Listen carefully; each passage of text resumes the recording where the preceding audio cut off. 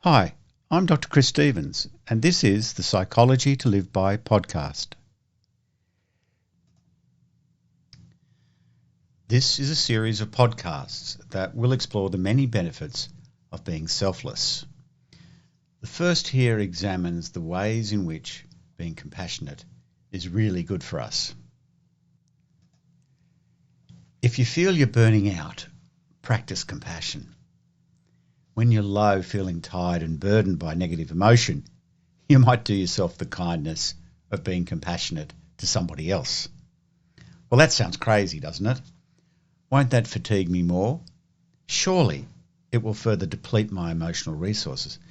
And haven't I heard of compassion fatigue? Well, yes, I have, but we'll get to that a bit later. Let's start with something I noticed in therapeutic practice.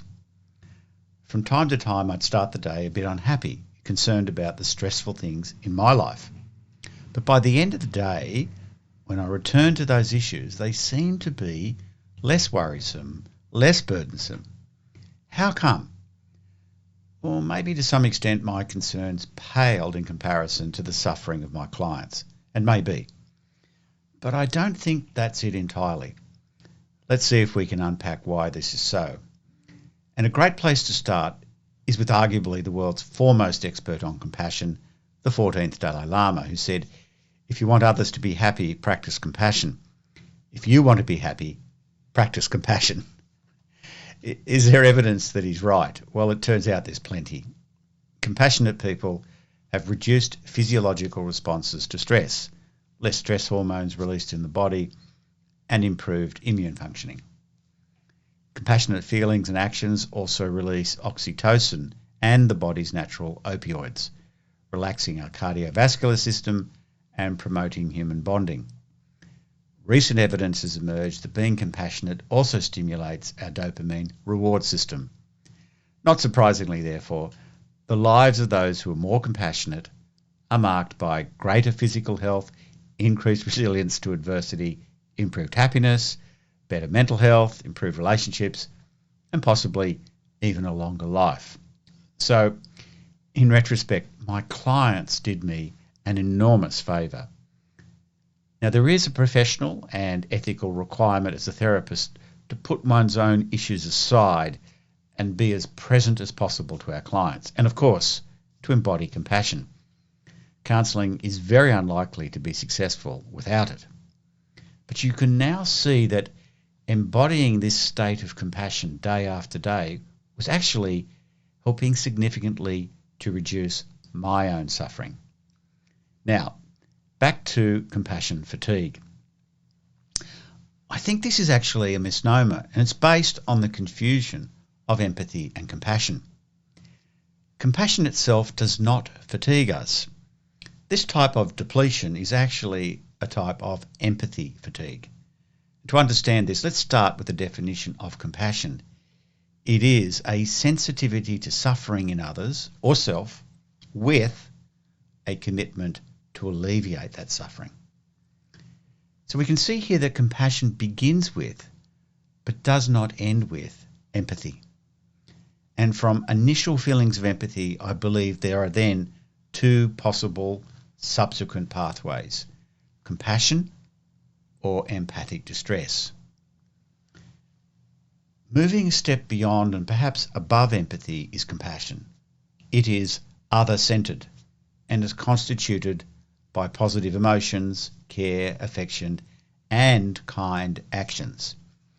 So there is a psychological and bodily shift in this from suffering to feelings of affection and kindness, and it intends kind action.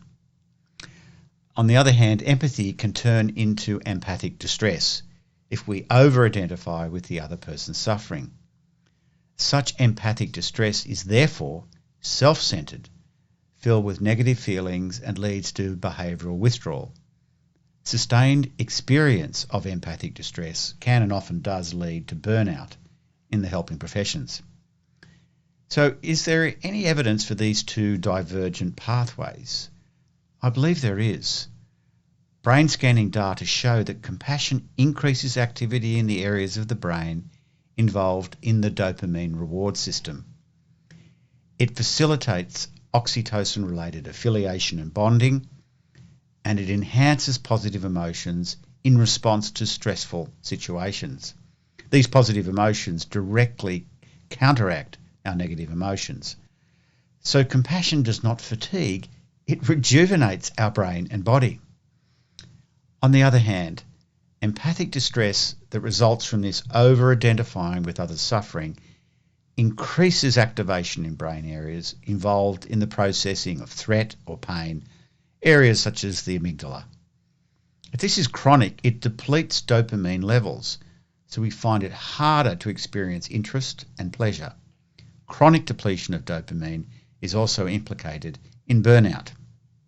Anyway, it appears what I discovered in private practice all those years ago was that compassion does not burn us out. It is the failure to turn empathy into compassion that fatigues us. We can definitely be too empathetic. I'd not be much use to an anxious client if I was so empathic that I'd join them in their panic attack or be weeping with my depressive clients. So we need to demonstrate what I call optimal therapeutic distance, resonating enough with the suffering person's emotions so we understand their experience, and not being so distant that we appear cold or aloof. We can learn to tune into our empathy, to learn from it, and then dial it down in favour of compassion. As a Canadian veterinary surgeon, Tricia Dowling, put it in a paper discussing these very issues, quote, compassion goes beyond feeling with the other to feeling for the other. And then it becomes obvious that the person who is suffering can then resonate with our positive feelings towards them. My compassion therefore becomes an antidote to their negative feelings. That is, embodying compassion is therapeutic in itself. So, take a leaf out of the Dalai Lama's playbook and be on the lookout for people to be kind to. And one more thing. When you're next struggling with life, as we all do from time to time, you can also reach out to others for support. Allow them to be compassionate to you. In this way, you'll also be doing them a great kindness. You've been listening to the Psychology to Live By podcast. If you'd like to know more, my website is www.drchris.life. And if you like the podcast, share it with people you like so they can like it too.